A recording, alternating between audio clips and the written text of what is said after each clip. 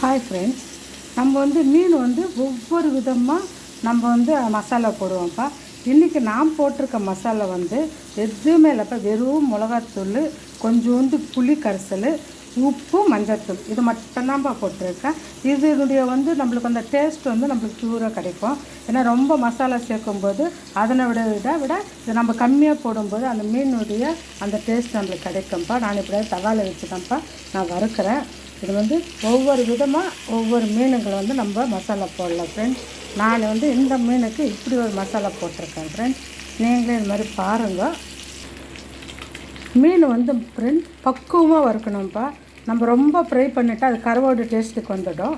அதனால் இது மாதிரி கொஞ்சம் அந்த பச்சையோ கொஞ்சமாக இதுவாக இருக்கும்போது இப்படி தான் நம்ம மீன் எடுக்கணும். இன்றைக்கி நான் நல்லா மாங்காய் கொஞ்சோண்டு இருந்துச்சு, அது போட்டேன். ஒரு பாதி முருங்கைக்காய் இருந்ததுப்பா, அது போட்டேன். நல்லா சொரக்காய் நல்லா பீஸாக போட்டு நல்ல ஒரு கலர்ஃபுல்லான ஒரு சாம்பார் வச்சுருக்கேன்ப்பா.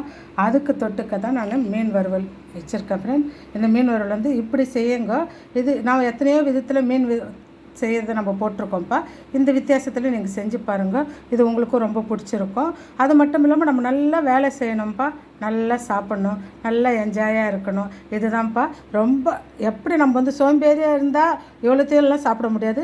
நல்லா வேலை செஞ்சுட்டு நல்லா சாப்பிடும்போது அதனுடைய ஒரு என்ஜாய்மெண்ட்டு ஜாலியாக இருக்கும் ஃப்ரெண்ட். நீங்களும் சாப்பிடுங்க, ஜாலியாக இருங்க, என்ஜாய் பண்ணுங்கள், நல்லா சாப்பிடுங்க, நல்ல வேலை செய்யுங்க. தேங்க்யூ. ஆரோக்கியமாக இருங்க ஃப்ரெண்ட். Thank you friends.